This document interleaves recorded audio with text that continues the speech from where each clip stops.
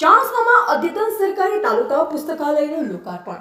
ગુજરાત સરકાર દ્વારા રાજ્યના દરેક તાલુકામાં સરકારી પુસ્તકાલય સ્થાપવાના નિર્ણયને અનુસરી ચાણસ્મા ખાતે અદ્યતન સરકારી તાલુકા પુસ્તકાલયનું નિર્માણ કરવામાં આવ્યું છે.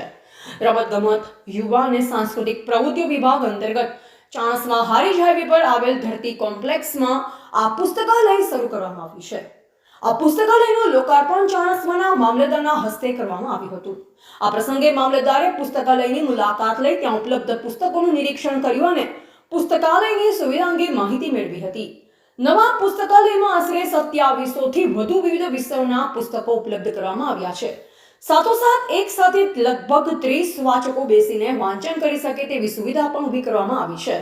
ચાણસ્મા શહેર તેમજ સમગ્ર તાલુકાના વિદ્યાર્થીઓ અને વાંચન પ્રેમીઓ માટે આ પુસ્તકાલય જ્ઞાન અને અભ્યાસનું મહત્વપૂર્ણ કેન્દ્ર બનશે તેવી આશા વ્યક્ત કરવામાં આવી હતી. વાચકોને પુસ્તકાલયમાંથી પુસ્તકો ઘરે લઈ જઈ વાંચવાની સુવિધા પણ ઉપલબ્ધ કરાવવામાં આવી છે, જેથી વિદ્યાર્થીઓ અને વાંચન પ્રેમીઓને અભ્યાસમાં વધુ સહાય મળશે. પુસ્તકાલયનો સમય મંગળવારથી શનિવાર સવારે 10:30 થી સાંજે 6:10 સુધી રહેશે, જ્યારે રવિવાર સવારે 8 થી બપોરે 12 સુધી સેવા અપાશે. સોમવાર અને જાહેર રજાના દિવસે પુસ્તકાલય બંધ રહેશે.